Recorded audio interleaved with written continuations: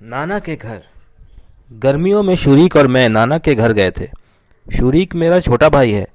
मैं पहली में पढ़ता हूँ और शूरिक अभी स्कूल नहीं जाता, पर फिर भी वह मेरा कहना नहीं मानता। अच्छा, नहीं मानता तो ना सही।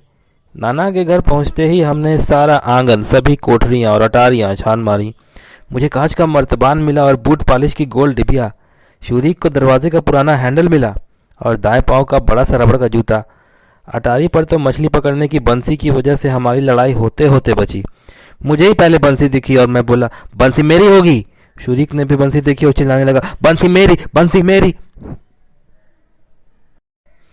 मैं लपक कर बंसी उठा ली। शूरिक ने भी उसे पकड़कर उठा लिया और मुझसे छीनने लगा। मुझे गुस्सा आ गया। मैंने जो झटका दिया तो शूरिक छिटक कर उधर जा पड़ा और गिरते गिरते बचा। फिर वह बोला, मैं क्या मरे जा रहा हूँ बंसी के पीछे? मेरे पास तो रबड़ का जूता है। जा फिर चाट अपने जूते को, बंसी क्यों छीनता है? मैंने कहा। मैंने कोठरी में बेलचा ढूंढ लिया और ज़मीन खोद खोद कर केंचुए निकालने लगा मछली पकड़ने के लिए। उधर शूरिक नानी के पास जाकर माचिस मांगने लगा। क्या करेगा माचिस का? नानी ने पूछा। वह बोला, अहाते में आग जलाऊंगा, उस पर रबड़ का जूता रख दूंगा, जूता पिघल जाएगा और उससे रबड़ बन जाएगा। नानी चिल्लाई, वाह रे, क्या सोचा है, आग जलाएगा? इन शरारतों से तो तू सारा घर जला डालेगा। ना भैया, नहीं देने की मैं माचिस की वाचिस। आग से भी कहीं खेला जाता है? कुछ नहीं सुनना चाहती मैं। तब शूरिक ने दरवाजे का हैंडल उठा लिया, उसे कोठरी में जो मिला था उससे रस्सी बांधी और रस्सी के दूसरे सिरे पर रबड़ का जूता बांध दिया। वह आंगन में इधर उधर जा रहा था, हाथ में हैंडल पकड़े हुए, और जूता उसके पीछे पीछे ज़मीन पर घिसटता जाता। जिधर शूरिक जाता उधर ही जूता। वह मेरे पास आया और मुझे केंचुए निकालता देखकर बोला, बेकार कोशिश कर रहा है, कुछ नहीं पकड़ पाएगा। क्यों? मैंने पूछा। मैं मछलियों पर मंत्र फेर दूंगा। जा फेर दे मंत्र। मैंने केंचुए ढूंढ लिए, उन्हें डिबिया में डाला और जल्दी जल्दी तालाब की ओर चल दिया। तालाब हमारे अहाते के पीछे ही था, जहाँ फार्म का सब्जियों का खेत है। कांटे पर केंचुआ लगाया, किनारे पर बैठ गया और बंसी का कांटा पानी में फेंका। अब मैं बैठकर बंसी के तिरंदे को देखने लगा। शूरिक चुपके से आकर मेरे पीछे खड़ा हो गया और जोर जोर से चिल्लाने लगा, छू मंतर, कला कलंतर, भाग चली मछली नदी के अंदर। मैंने सोचा मैं चुप ही रहूंगा, कुछ नहीं बोलूंगा, क्योंकि शूरिक को अगर कुछ कहो तो वह और भी बुरा होता है। आखिर उसने खूब मंतर मंतर पढ़ लिया और रबड़ का जूता तालाब में फेंका और उसे पानी पर रस्सी से इधर उधर चलाने लगा। फिर उसे यह खेल सूझा, जूते को तालाब के बीचों बीच फेंक देता और उस पर कंकड़ मारने लगता जब तक कि जूता डूब न जाता। फिर रस्सी खींचकर उसे बाहर निकालता। पहले तो मैं चुपचाप देखता रहा, आखिर मुझे भी रहा ना गया। मैं चिल्लाया, भाग यहाँ से, तूने सब मछलियों को डरा दिया। वह बोला, मछली तो फंसने की नहीं, मैंने मंतर फेर दिया है। और फिर मज़े से उसने रबड़ का जूता उठाकर तालाब के बीचों बीच दे फेंका। मैं झट से खड़ा हुआ और डंडी उठाकर उसकी ओर लपका। वह भागने लगा। उसके पीछे पीछे रबड़ का जूता उछलता जा रहा था। बड़ी मुश्किल से ही शूरिक मुझसे बच निकला। मैं फिर से तालाब पर लौट आया और मछली पकड़ने लगा। बड़ी देर तक मैं पानी में बंसी डाले बैठा रहा। दोपहर हो चली थी और मैं बैठा बैठे तिरंदे को ताक रहा था। कोई मछली फंसी नहीं रही थी। मुझे शूरिक पर गुस्सा आ रहा था, जी करता था उसकी पिटाई कर डालूं। नहीं, उसके मंत्र मंत्र में जो मुझे कोई विश्वास था नहीं, पर पता था कि अगर मछली के बिना लौटा तो वह हंसेगा।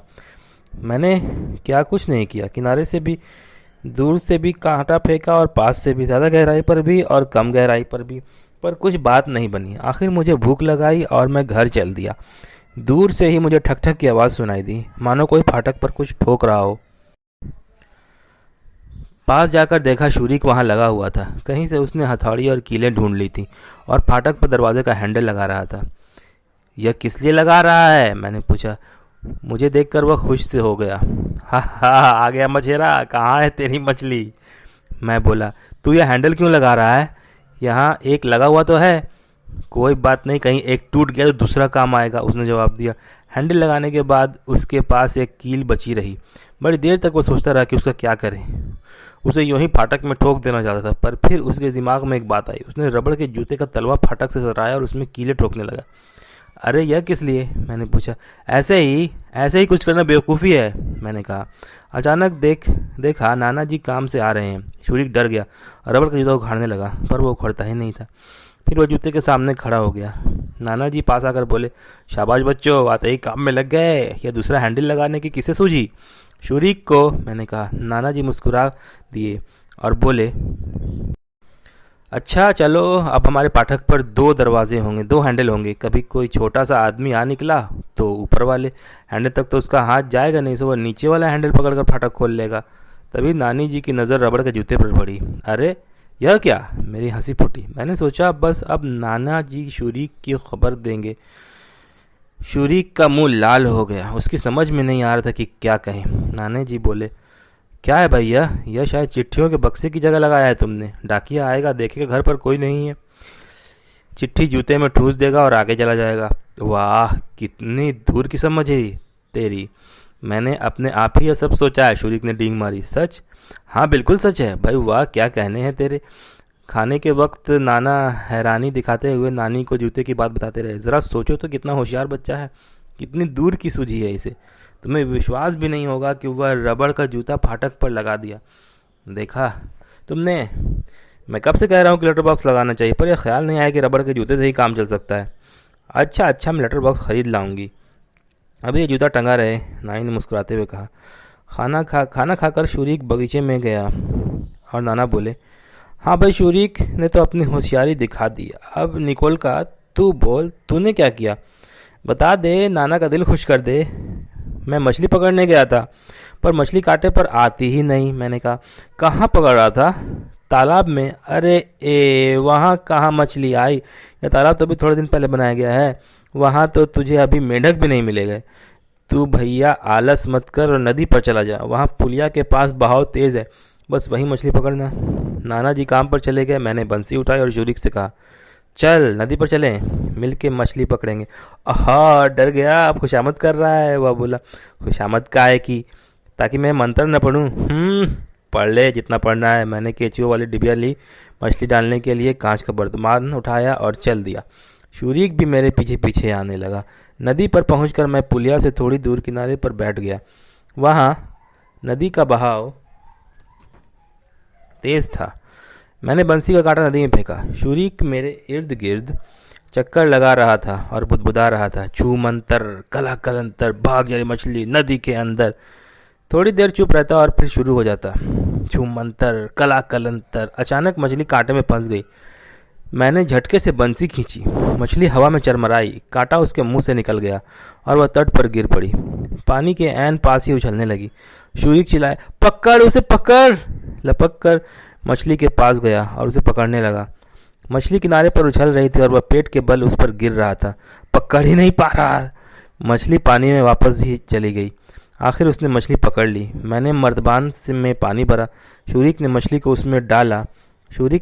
उसमें डाला और फिर उसे ध्यान से देखने लगा और बोला, यह पर्च मछली है। सच? पर्ची है। देख रहा है कैसी सुरमई धारियां हैं। खबरदार, यह मछली मेरी है। ठीक है, तेरी सही। अभी हम और मछलियाँ पकड़ लेंगे। उसका दिन काफ़ी देर तक मछलियाँ पकड़ते रहे।